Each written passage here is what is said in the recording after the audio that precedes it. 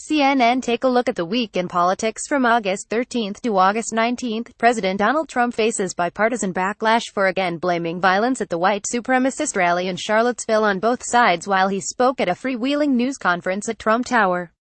While some of Trump's cabinet members, including Chief of Staff John Kelly, appeared uncomfortable during the news conference, none of them spoke publicly about Trump's remarks.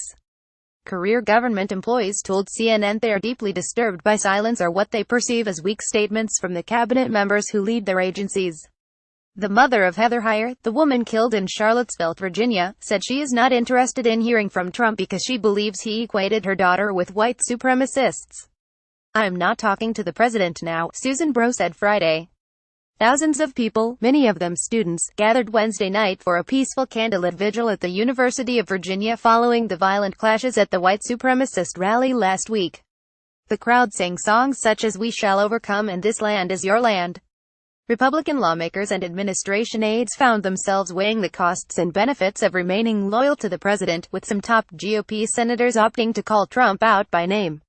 Sen. Bob Corker slammed Trump's handling of Charlottesville, saying the president has not demonstrated he understands the character of this nation. Meanwhile, Sen. Lindsey Graham feuded with the president on social media over Trump's remarks, with Graham urging Trump to please fix this, and Trump accusing Graham of lying about his Charlottesville response. Publicity-seeking Lindsey Graham falsely stated that "I said there is moral equivalency between the KKK, neo-Nazis, white supremacists," Trump tweeted, "and people like Ms. Heyer. Such a disgusting lie. He just can't forget his election trouncing."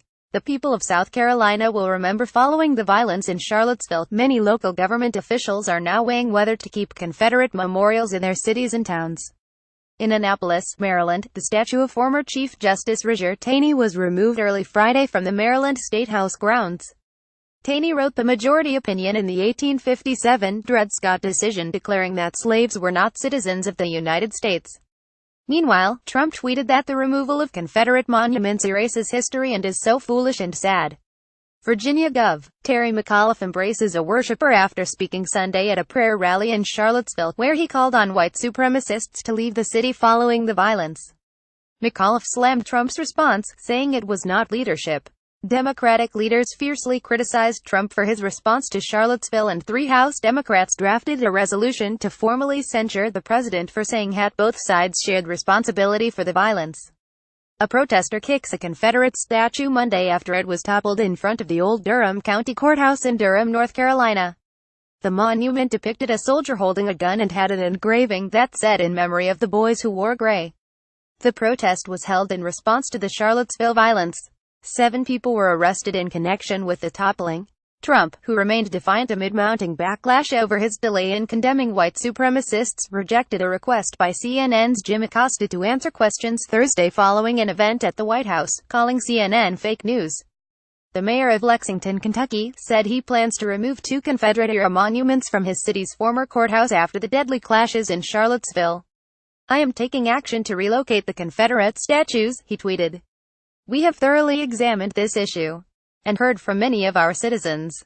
Here, a municipal worker attempts to remove paint from the monument dedicated to Confederate soldier John B. Castleman that was vandalized last Saturday. Thousands participated in anti-Trump and anti-racism rallies across the country this week. Protesters also awaited Trump's arrival at Trump Tower in New York on Monday night, shouting "Shame, shame, shame" here. A Trump supporter, left, and a protester argued during the rally. Workers placed boards around the Memoria in Eterna statue, a Confederate monument on Hillsborough County property in Tampa, Florida, on Thursday. The Hillsborough County Board of Commissioners voted in July to remove the monument, which honors Confederate soldiers, from a county courthouse. Marine One lands at the downtown Manhattan heliport as Trump arrives in New York on Monday night for the first time since taking office.